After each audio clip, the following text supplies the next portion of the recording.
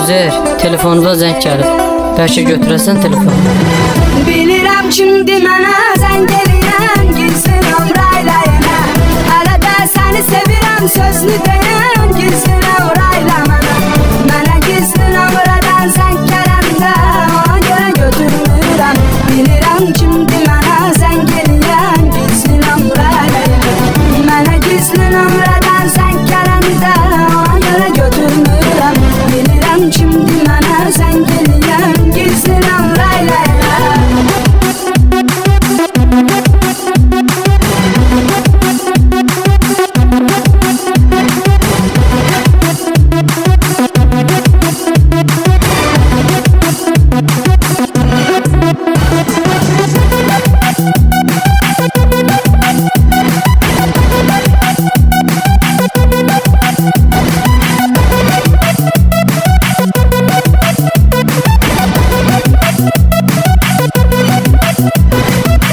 Ona etibar elədim, sevərək bağlandım.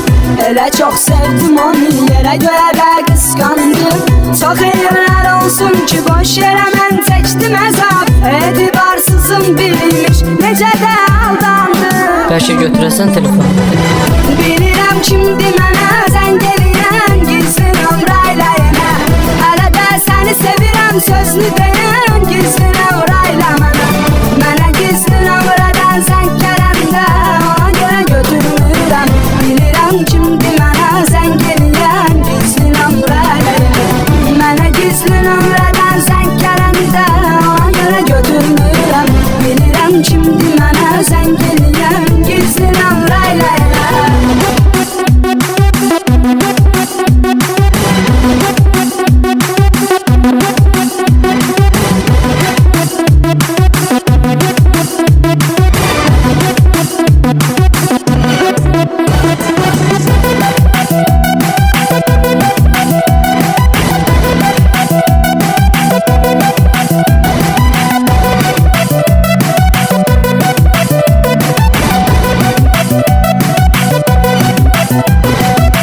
O məni əbədi itirməyin qorxusundadır. Hələ dərk eləmir, itirib quş yuxusundadır. Bir zaman üz-üzə mənim səsimi eşidənlər, İndi isə telefondan eşitmək arzusundadır. Bəlkə götürəsən telefonu. Bilirəm kimdi mənə zəng eləyən, gizli nömrəylə yenə. Hələ də səni sevirəm sözlü deyən, gizli nömrəylə mənə. Mənə gizli nömrədən zəng gələndə, ona görə götürmürəm. Bilirəm kimdi mənə zəng eləyən, gizli nömrəylə yenə. Mənə gizli nömrədən zəng gələndə, ona görə götürmürəm. Bilirəm kimdi mənə zəng eləyən, gizli nömrəylə yenə.